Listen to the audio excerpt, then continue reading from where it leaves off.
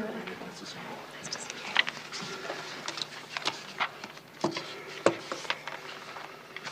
Well, kia ora koutou. Good afternoon, everybody. Good to see you all. Hope you all had a nice weekend. It's great to be here with the Minister of Finance, Nicola Willis, today as well. I am proud to say for the first time in 14 years, hard-working New Zealanders will be getting tax relief starting from this Wednesday. It was a promise made by National and Opposition, and it's been a promise that's been delivered and kept by National and Government. New Zealand should be a place that if you work hard, you can actually get ahead, and where government is focused on the basics of rebuilding the economy, restoring law and order, and delivering better health and education. For too long, those three basic priorities were ignored, none more so than the economy. And Kiwis paid the price of that negligence through a prolonged cost of living crisis. Only now, with a change of government, are we starting to see some encouraging signs of progress, falling food prices, a sustained drop in inflation, and early indications that interest rates could soon begin to fall. A few months after becoming leader of the National Party, I delivered my first State of the Nation speech, which I urged the then Labour government to adjust tax thresholds in that year's budget. With Labour cancelling the tax relief spelled out in Budget 2017, tax brackets haven't been adjusted for 14 years. That's dragged Kiwis into higher and higher tax brackets as wages were pulled higher to keep up with inflation. Labour chose not to take up our call to adjust tax thresholds and instead announced the biggest spending increase in any budget in history, despite inflation running at a red-hot 7%. And I probably don't need to remind any of you that this was also the budget that delivered the failed cost of living payment. A year later, National campaigned on delivering tax relief to low and middle income working Kiwis and outlined how we would do it responsibly and with the promise that it would happen in our first budget. We were elected on that promise and we have kept that promise. In our first budget, we delivered a tax relief package that raises income tax thresholds, that expands eligibility for the independent earner tax credit, introduces the family boost childcare payment, and increases the in-work tax credit for low to middle income working families, all within the spending limits that National campaigned on. Our tax relief package will see 94% of all households and 83% of individuals better off. And in just 2 days' time, Kiwis will start to see that showing up in their bank accounts. If I think about the families that I met on the campaign, like the young couple who I met in Christchurch, both were teachers, struggling with their mortgage and with their groceries. And for a young family with 2 kids earning $60,000 each and spending $150 a fortnight on childcare, our tax plan will mean they're better off by $139 a fortnight. This is a government that does what it says we will do, and that has restored a focus on the basic good governance and the promise that if you work hard in the best country on planet Earth, you should be able to get ahead. And with that, I'll hand over to Nicola to remind us all again what New Zealanders can expect on Wednesday the 31st of July. Thank you, Prime Minister. I have a very simple message to share today, a message to New Zealanders who are concerned about the cost of living. And my simple message is this: cost of living relief is on its way. From Wednesday, you will be able to keep more of your hard-earned money to put towards things that are important to you, your children, your weekly shop, paying your power bill. The amount of tax relief you get will vary depending on your circumstances, but I know every little bit counts right now. The government has got your back. From Wednesday, personal income tax thresholds will rise from $14,000 to $15,600, from $48,000 to $53,500, and from $70,000 to $78,100. The effect of these increases is to reduce people's income tax by up to $40 a fortnight. In addition, the in-work tax credit, which helps support low to middle income working families with children, will increase by up to $50 a fortnight, and eligibility for the up to $20 per fortnight independent earner tax credit, which is for people who don't receive a benefit or working for families, has been extended to people earning up to $70,000 of income per year. Taken together, 727,000 households will benefit by at least $75 a fortnight, and 187,000 will benefit by at least $100 a fortnight. On average, households will benefit by $60 a fortnight, and households with children by $78 a fortnight. Of course, on top of these changes, the new family boost payment, which reimburses eligible families for a portion of their early childhood education fees, up to $150 a fortnight, was launched on 1 July. I'm pleased this government has been able to provide some much needed cost of living relief. Overall, 83% of Kiwis, 94% of households will benefit from our tax package.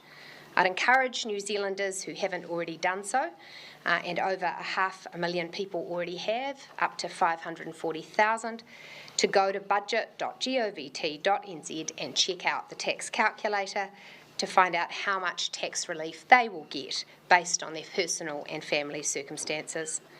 The good news is that Treasury's budget forecasts show an improving economic outlook for the latter part of this year, with inflation pulling back, interest rates dropping and growth recovering. We've already seen inflation down to 3.3% for the year to July, showing we are turning our economy around. Our approach to strengthening and growing the economy is the right one: careful government spending, lower taxes for hard-working New Zealanders, and rebuilding New Zealand's economic foundations.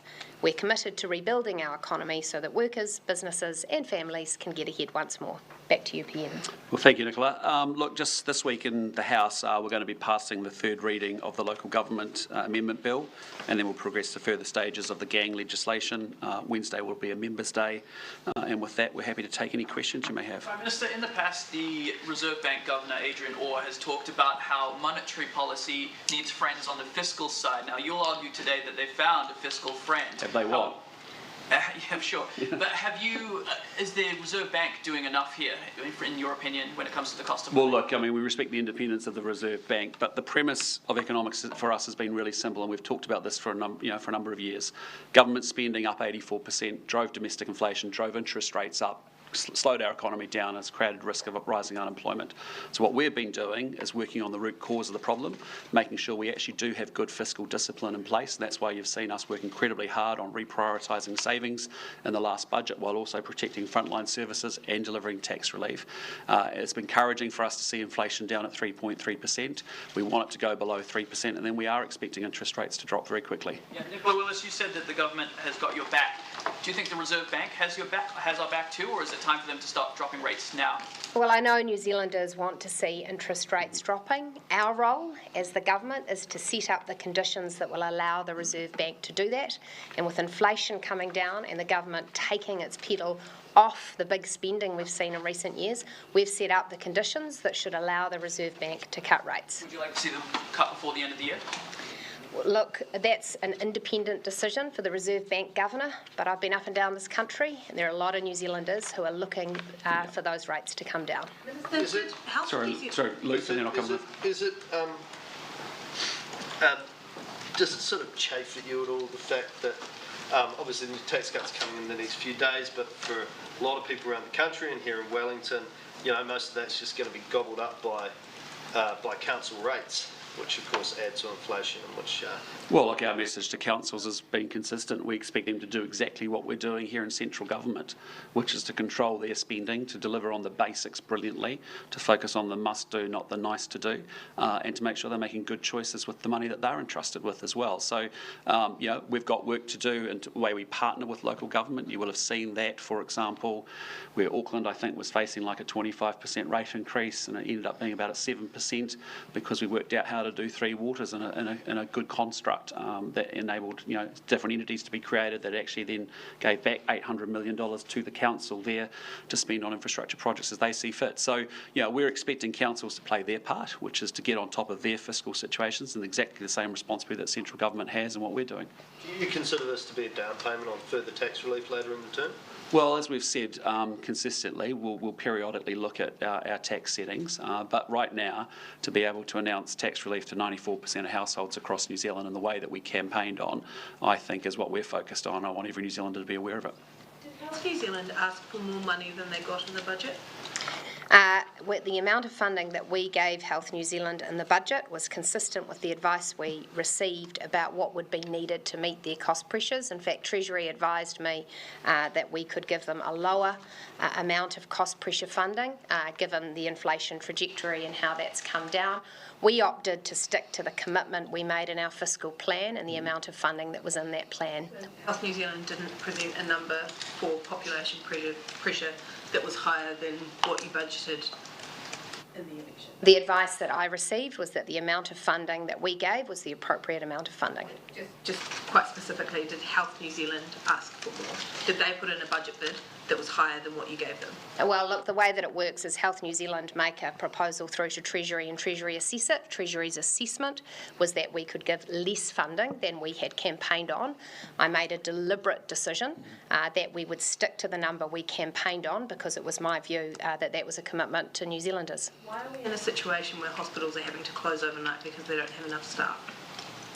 Well, that will depend on the individual hospital and that will depend on their challenges in recruitment. They're saying that it's because of the fiscal constraints that are being put on them. They can't staff their hospital properly. We're talking about Dargaville Hospital here. They can't staff their hospital properly, so they can't run it overnight. Well, what I'd just say to you is that we know there's work to do on the workforce. You know, we've made tremendous progress. We've now got 29,000 nurses in our hospital system, our health system. That's the record number. We've had 2,900 new nurses join the system over the last 12 months. We're making good progress in that regard. There's always more for us to do, particularly in the area of nurses. It's a lot about delivering them into the right regional hospital settings, as well as obviously mental health, critical health needs as well. So there's a few spaces where we need to now make sure we fine-tune and actually get nurses delivered.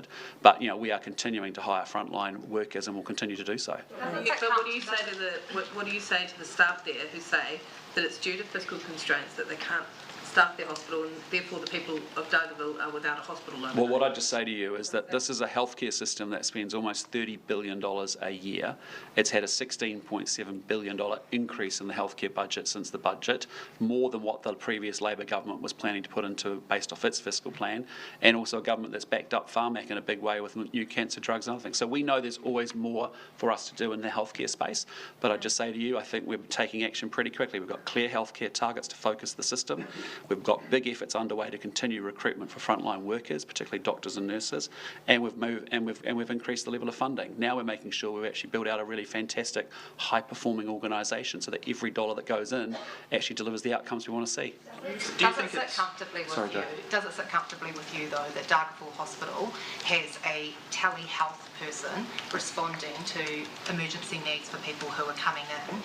That is not a safe or secure environment for someone who has a medical emergency in Dargaville. Should that hospital still be open if that is the service that is being provided? Well, that is ultimately a decision for Health New Zealand to make, and I appreciate there are real pressures in the healthcare system around workforce, around targets, around funding. We are working on all three elements of that in the first 8 months of this government, as you have seen, and will continue to do so. I appreciate that it's an operational decision, but if there is something that goes really bad at Dargaville Hospital, that is ultimately going to fall back on the government as well. So presumably you need to take steps to make sure that you are comfortable that that hospital remains open. I expect the Minister to engage with Health New Zealand to make sure that it is a safe operating practice. The original question was, does that sit comfortably with you? Again, there's a lot of things across the healthcare system that I would like to be able to provide more investment in and more resources behind. We are doing everything we can in the current financial situation to make sure that we are expanding frontline services and, importantly, focusing an organisation that has a huge amount of money behind it to make sure it is reprioritising and delivering that cash in the best possible way. Minister of New Zealand, are you comfortable that there are hospitals in this country? I get reassured. Well, I get reassured by the Minister of Health working with Health New Zealand that it's a safe operating practice. If it's not, I expect him to take action. Someone had a heart attack at that hospital last Sorry? week. Someone had a heart attack at that hospital last week, and there wasn't a doctor there, you know, to come try and help them. Is that acceptable? Well, it's incredibly challenging, and I know there's lots of other pressures in the healthcare system as well. So I'm not saying that the system's perfect by any stretch, but what I'm saying to you is that we understand that, and we are working incredibly hard to make sure that we put more staff into our healthcare system. We have clear targets about what is actually expected from the system, and everyone's understanding of that, and we make sure that we continue to grow our workforce. But I know it's incredibly challenging. But again, I'm not going to comment on a specific matter around Dargaville Hospital. That's an issue for the Minister and Health New Zealand to comment on. Sorry, Mark. Do you think that Health NZ has overcorrected in the number of nurses it's hired? It still has a 6% vacancy rate? Well, look, I mean, what's encouraging is that 2 years ago we were talking about being 4,600 nurses short, if I remember correctly. In the last 12 months, we've recruited 2,900 new nurses. So we still have, work to do. Now the conversation is becoming a little bit more about where are the nurses' shortfalls, because there are inconsistencies, as you've identified, between resources within regions of New Zealand and within regional hospital environments in particular. But equally, there is real challenges in mental health, for example, and critical areas. Is that a net number or gross hires? 2,900 is a net number. Yeah. Question Sorry. Where is this overabundance of nurses? As I said to you, the numbers are, we've announced 2 weeks ago that there's been an increase in nurses. We've got a record number of nurses in New Zealand, 29,000. And over the last 12 months, we've recruited an extra 2,900. What's the shortage now? Well, as I said to you, over a year and a half ago, the system was saying we were 4,600 nurses short. It's now about actually making sure we continue to recruit nurses here at home, still continue to hire from abroad, but make sure that we direct our nursing into the places where we still have big shortfalls. And there are some real challenges in mental health nursing, for example, and there are some inconsistencies around making sure we get nurses into parts of regional New Zealand where they need to get to, and that's the focus of the Minister. Is there a shortage now, or is it just that there are shortages in those areas? I still think there are shortages of doctors and nurses, and we'll continue to work that. We've recruited. Sorry. You said we were 4,600 short. That's the numbers that I remember talking to you about while I was in opposition a year and a half ago. All I can tell you is we hired 2,900 extra nurses in the last 12 months. How come last week you said there were 14 layers of management between the patient and the CEO at Health New Zealand? Oh, well, you can argue any way, but there's a huge amount of bureaucracy in the system, as you would go talk to any doctor or nurse outside of this building and say, what's it like dealing with the system? There's 2,500 extra management and back office people that have been hired in the last 6 years. There's very convoluted and confusing organisational structures, massive amounts of bureaucracy. It's not convoluted enough to generate 14 layers of management. Sorry, say that again? It's apparently not convoluted enough to generate 14 layers of management, because when asked, your government couldn't provide. Well, the advice I've been given is 14 layers of management. I think there's other components of corporate services and things that may or may not have been included, but I just say to you, it's obvious to anybody. Go talk to someone in the system and find out how bureaucratic it is, and it's incredibly bureaucratic. You claim a number of times, you referenced 14 a number of times. Yes. Where did the advice come from if it's not correct? That's the advice I've received from the Minister of Health. Yeah. It's not. Is it a problem that it's not correct? I mean, his office provided the list, and it includes the 14 includes the patient, the board chair, the chief of staff of the CEO. All I'm just saying to you is the advice I've received is that there's 14 layers of management. Some cases, I just say to you that what's been counted, we can debate. All I'm saying to you is leave this building, get outside the bubble of Wellington, and you'll see that that's actually a real problem for people. Is it debatable that the patient is a manager at Health New Zealand? No, it's the difference between the patient and the CEO range. There is layers of management, and there is 2,500 extra back office staff and management, admin, and support that have been hired over a 6-year period. I don't think any of us would disagree that it's actually been a botched restructuring and a botched merger that actually hasn't delivered an efficient operating model, and that's obvious when you talk to the frontline staff, the doctors and the nurses at the front line. You said that there were 14 layers, and there aren't 14 layers. And I've told you the advice I've been given by the Minister of Health was that there was 14 layers. Don't you double check the advice that you're given before? I received the advice, and I can tell you there is huge layers of bureaucracy, and that's what the good news is. We took action last week to put a commissioner in who will actually make sure it's a lean operation focused on patients and delivering those improved outcomes. Do you need to go to Dr. Ruti now and say, hang on a minute, what happened here? You know, the list of 14 doesn't quite Well, I'm sure those are questions you'll direct to him in the next few days. You just say that you also relied on him for Dargaville? Sorry? Didn't you also just say you relied on him for Dargaville, saying that those patients, that the people in that region are safe, and yet... Well, I do. As Prime Minister, I rely on my Minister of Health and Health New Zealand to make sure that we've got good operating practices and safe operating practices across our health network. Advice which is inaccurate, then shouldn't we be questioning those ministers? Well, I'm just saying to you, you asked where the advice came from. I've received that advice, but all I'd just say to you is 2,500 extra folk hired in admin, management, support functions over the 6 years. Yes, you can. Absolutely. Yeah. That's why we come here every week. We give you good time. We talk about what we're doing in the coming quarter, and we make sure we're very transparent about what's going on. Sorry, Joe.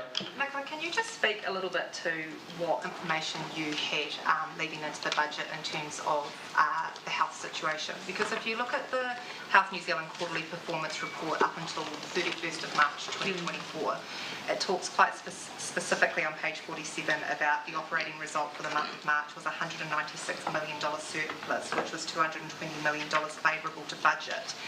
Now, if you put that alongside the commentary from the Health Minister and the Prime Minister around that $130 million overspend that was taking place from March, those two things don't align. So what is your understanding of what the situation was in March? Well, it's good that you've asked, because I went and checked my records prior to coming down here, and I have a copy of a letter that I wrote to the Minister of Health on the 19th of March, where we were starting to get information through that there were real financial problems at Health New Zealand, whereby the forecasts they had given for what their performance would be were not being met, and that there was some opacity there. At that point, I'll read exactly what the letter says. Therefore, were it not for the one-off surplus, my understanding is that Health New Zealand would be forecasting an operating deficit of around 150 million less than the Ministry's expectation for 23-24, and this is of concern. And the understanding we had at that time was that we may be on track for a small deficit, but only over time did it become clear how bad the problems were. We had a situation where the board wasn't getting accurate financial information, the minister wasn't getting accurate financial information, and only by our officials pushing very, very hard did the full picture emerge. So my short point is this. You can put more dollars into health, but unless it's actually reaching patients, you're not making a difference. And what we're trying to do is make sure we have much more clarity about where the dollars are going and what they're achieving, because this is not an organisation that has been able to do that to date. So it's the interpretation of that basically this performance report up until the 31st of March isn't worth the paper it's written on, because what it says in there is nothing like what has been said in meetings with Minister Reti. So is that performance report just, should we just be throwing it in the bin? Well, I'll quote again from my letter. Treasury officials met with the Board of Health New Zealand on 23 February 2024 and report. The board did not seem across the detail of this issue. So other than putting a commissioner in, what sort of repercussions or disciplinary action should there be for that? Because the chief executive is still in place. I appreciate you've put a commissioner in, but you have still got a senior leadership team there who have a quarterly report that is, by all accounts, rubbish and doesn't actually tell the true story. So why isn't anything being done about that senior leadership team? Your frustration is our frustration. We've had a situation where we were unable to get an accurate information about whether or not this agency was on track to deliver on budget and was financially performing. That then raised a host of questions. Can we actually be sure that it's driving those dollars to where patients need them most? Can we actually be sure that it's listening to its doctors, to its nurses, that it's making good changes? And that's why the Prime Minister and the Health Minister acted decisively to replace that. Sorry, can I say to Joe? What ability or power do you have at this point? I appreciate the operational issue stuff. Do you have to put pressure on for somebody to take responsibility for what has happened? What I'd say, Joe, is like what's happened is there's been a lack of financial control, and there's actually been no great understanding or literacy around cash flow analysis whatsoever. To even get an understanding of cash flow from the system has been incredibly difficult. So we've dealt with really difficult information as a result. What we have done is we've decided, no, we're not reappointing a board and a new chair. We want a commissioner in there. That is our responsibility as government to make sure there's governance of the organisation. It's up to him as the commissioner to determine what happens with respect to management from here on through. I expect, though, that the commissioner will get rid of some of that senior leadership team, because the criticism you've just made there of them not having financial literacy is, well, the board not being aware of pretty scathing. Yeah, so the board not being aware and not being financially literate as to what was going on and the situation that they were in, and not being able to get a financial picture in itself is a real big problem. That's the change that we can make in a governance sense. But what I'd say to you is the Minister wrote a very clear letter of expectations to Dr. Levy to say this is what we expect you to deliver. Better operational performance, a clear organisational design, and essentially better financial management. Well, is it your view that the information that was received was incorrect or false? It's my view that the board didn't even know what questions to ask to get the information that New Zealanders had a right to have. I don't think the board was asking the right questions or getting the right information. Yep. And that's why it took some months for us to get the real story out. And look, rereading this letter, I stand by the decisions that we took. We put in a Crown Observer. We made sure that there was more financial capability on that board. We were clear in our expectations of the board that it be meaningfully monitoring and controlling what was happening, including its financial performance. We raised issues with the productivity in the system, and when we didn't see the turnaround and the clarity that we needed to see, we took decisive action. And as I said last week, this is a function of a botched merger. We took 20 to 21 DHBs, merged them into one big entity and just swapped a big layer of management over the top of it, and actually didn't create the systems and the organisational structure and the design behind it to make sure you had maximum clarity as to what the hell was actually going on. So when an organisation struggles to give you a head count, when an organisation struggles to give you a cash flow analysis, these are pretty basic things that you would expect organisations to be able to deliver, and particularly when they're spending almost $30 billion, and we're going to put another $16.7 billion into the system.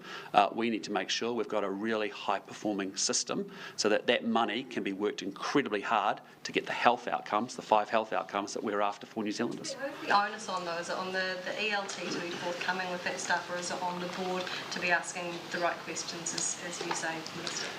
It's a combination of both, if I'm honest with you. I would expect a management team to furnish a board report each month that details that. But if a board is not getting that information, I would also expect them as governance to be talking to the management, because they're two different tasks, to ask those questions. Yep. You've expressed that lack of confidence in the board and installed the commissioner. What would the process be if you had a lack of confidence? I know you say it's operational, but in that executive leadership team? Well, again, legally, our responsibility is to make sure we have massive confidence in the board and the governance of the government entities, and that's why we have focused on the governance, and then it's up to the governors to be reassured about the management and the calibre of the management team. And that's what they're doing at the moment. That's what they will do, and that's what the commissioner is focused on, is making sure he makes that into a high-performing organisation. And you can understand it, right? Team. Because it's not just about the dollars that we're spending, that matters, but it's actually about what you do with the dollars. And if we're asking taxpayers to pay us taxes, we're saying we're going to give it back to our healthcare system to deliver you better health outcomes. And I need to know that every dollar is going to be worked incredibly hard. And a management team with focus and with clarity will do different things with the same dollar than a previous one.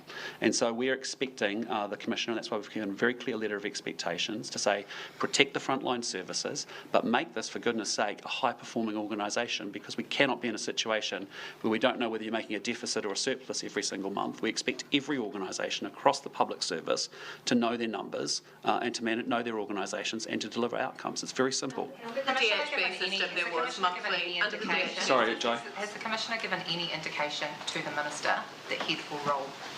Our focus, and I have met with the Commissioner, and Nicola and I have met with the Health Minister with the Commissioner on a regular basis, and will continue to do so going forward, because it's very important to me that we actually get improved health system.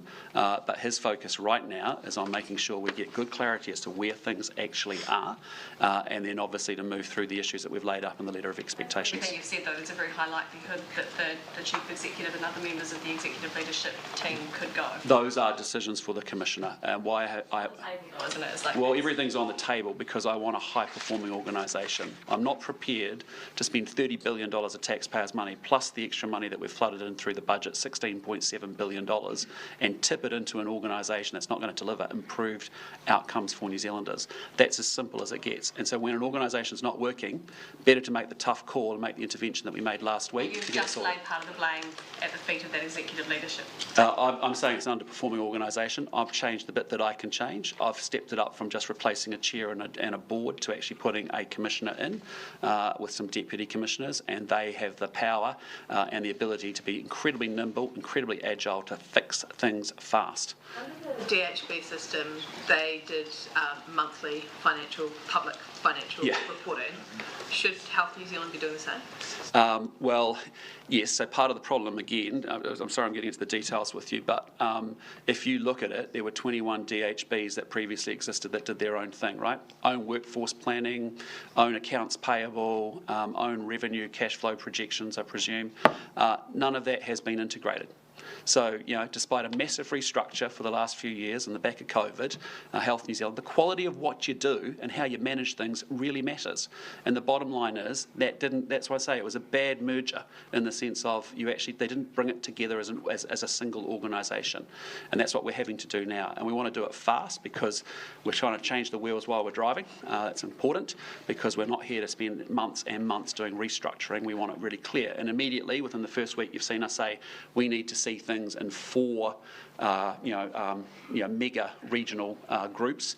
That's been something that the Commission has been very supportive of and wanted to do so that we've actually got better visibility because what happens in a big organisation like that is, if you're out in Dargaville, as you just raised, trying to get a management attention back here in Wellington in a centralised bureaucratic mess and a botched restructure, it's damn difficult. So the point is we want to be able to have single points of accountability. We want to know when I talk to those 4 deputy CEs on those regional areas, they know what's going on, they know their numbers, they know their recruitment, they know their workforce planning, the stuff that I would be expecting any manager to understand. So how long before we could get back to a system where they do have the capability to produce monthly financial reporting? Yeah, so we're working incredibly hard on that right now. That is a major priority for the team that's been sent in there in the last couple of weeks. So I can't give you a specific timing. All I can tell you is I've met, Nicola and I have met with Lester Levy and the Health Minister. We will continue to do so regularly. We are very clear about what we're asking them each and every meeting. I have to say the Commissioner is excellent. He has a very good sense of the issue. He is clear about what's important and what's not important for now. He's very determined that we've got a great workforce, but actually the system has let them down badly, our doctors and our nurses, and he's very keen to make sure the decision making between the front line and the management team is shortened up, and that's entirely appropriate. So, I guess the message I'm trying to say to you is that the quality of how you run things and how you manage things, you can get very different outcomes and results with good management and good organisational structures and clear points of accountability. And that has been what's been missing, not just here, it's what we encountered at KO, it's what we've seen at Te Pukenga, it's what we've seen in disability services, and so we're making sure we're putting in place the management structures to get the results, because otherwise we will keep having the same conversations with each other every single day, and we have to move it on. The reason I'm asking how long it's going to take is because if you're a patient in the health system right now, you've got a sick kid at home, you're going, is it worth me going to a hospital Absolutely and waiting around for 8 hours to not be seen? So how quickly can we get to a point where people know that they're going to get the healthcare that they need from our health system? Well, that's why we have appointed a commissioner, so they can move with tremendous speed and scale, and speed and agility. We do not want them mucking around with board meetings and monthly board meetings. They can decide today to do something tomorrow. And what we have done at a macro level as a new government is we've said, right, these are in fact, the 5 things that New Zealanders care deeply about in their health outcomes. These are the things they tell us: shorter ED wait times, faster cancer treatment, faster access to first specialist appointments and elective surgery, as well as higher immunisation rates. There's lots of other things for sure that we've got to focus on, but they're the big 5 we've set the targets around. I expect all thousands of people, 85,000 people in our healthcare system, to be energised around that task, not managing internal bureaucracy and complexity. I want them focused on those things. We've tipped the money in, $16.7 billion. We looked at the Labour fiscal plan, we matched that and put more money in over the top of it. Will you be able to say by the end of this year that our health system is in better shape than where we stand right now? That's very much our intention, yes. Bringing it back to tax cuts. Yes. The government, Health NZ isn't the only organisation with a deficit problem. I mean, the government has pushed back its return to surplus by a year to 2028 this year. I mean, if you're pointing the finger at Health NZ saying they're going into deficit, taking on too many staff.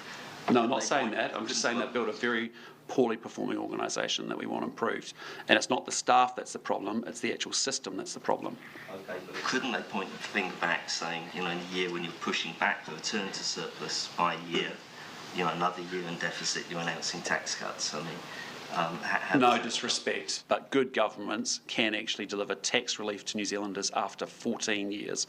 And I just put it to you, this is a tax program that's been designed to support low and middle income working New Zealanders. Those folk that are working incredibly hard that cannot get ahead in a cost of living crisis created by the previous administration.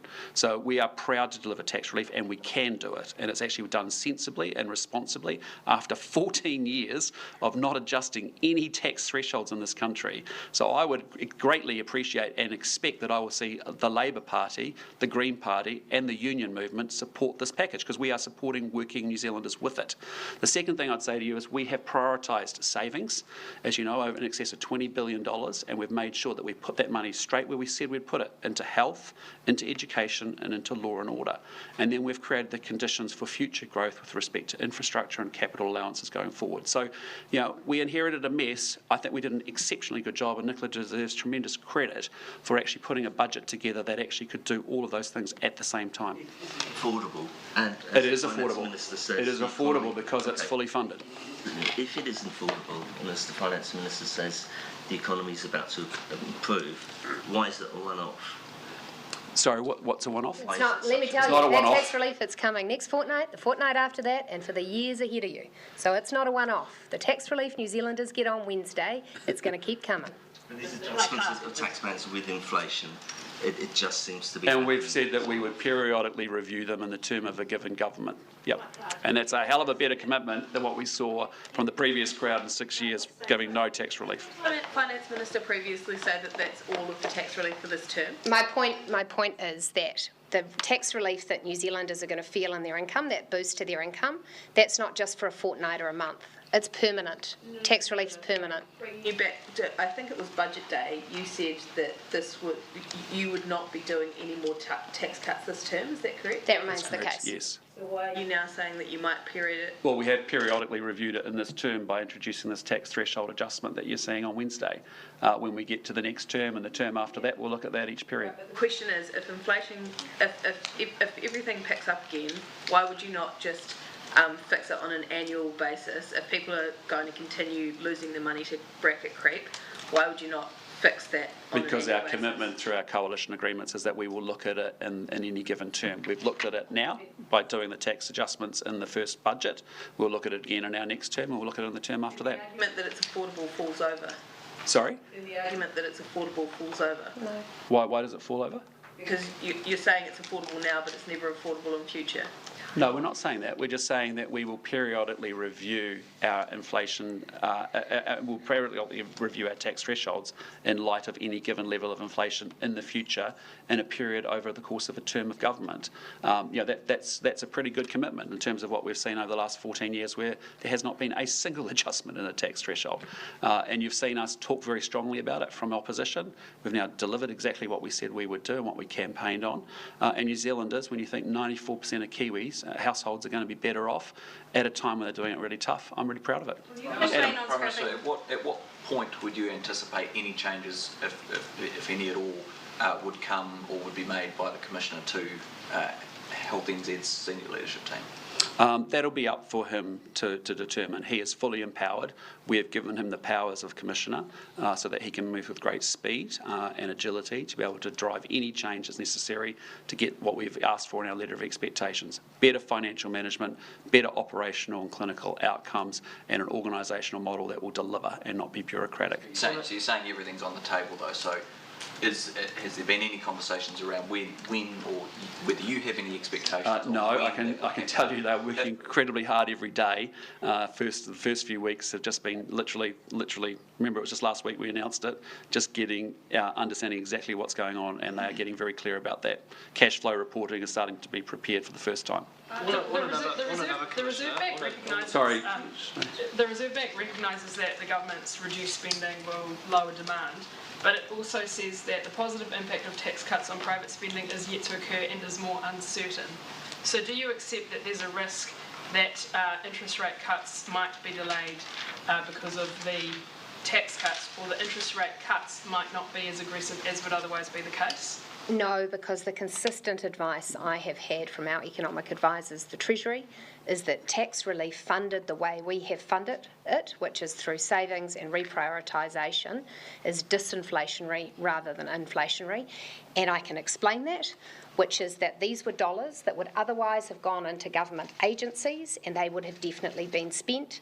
Under our plan, those dollars will go to New Zealanders. Many of them will spend it, and I hope in our small businesses.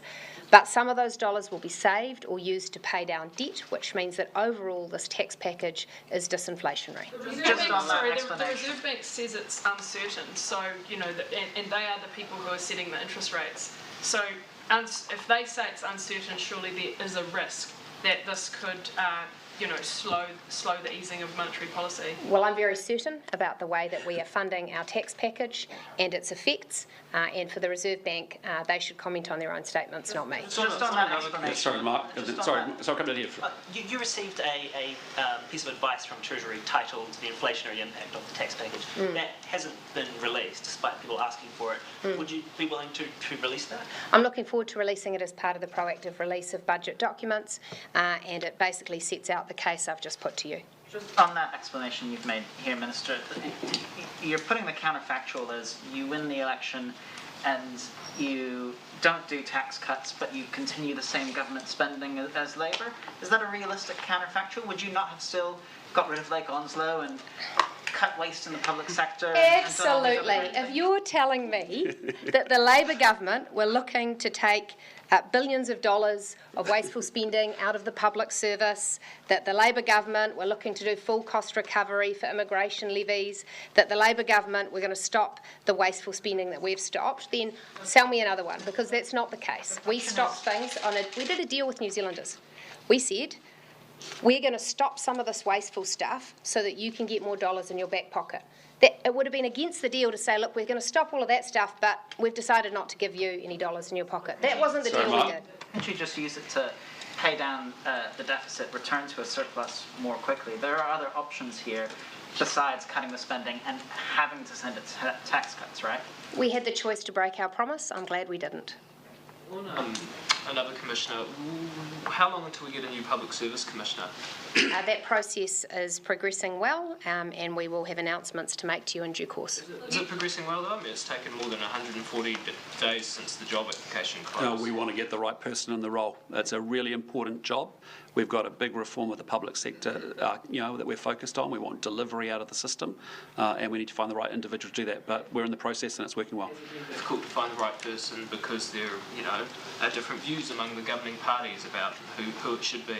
No, it's simply about making sure that we get the best person for the job. Has any party vetoed any of the people put forward by other parties? We're going to come to a decision by consensus, and I'm confident that we will have an excellent public service commissioner. Consensus hasn't been reached yet on who a potential... We're working through a process. Will you campaign on scrapping the top tax rate?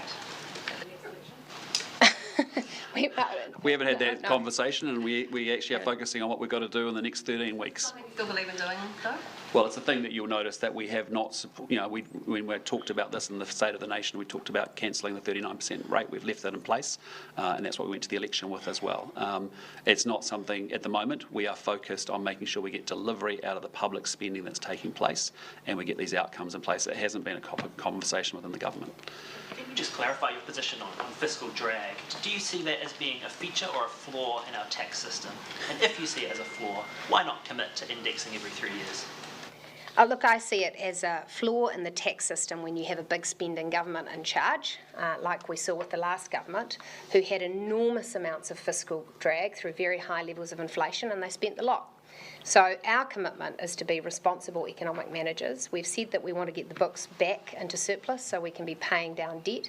That commitment means that we're not in a position to commit to dealing with fiscal drag again this term. Given you're both stood together at the same time, would you like to comment on what the message is for the AGM this weekend? I assume you're probably both giving speeches.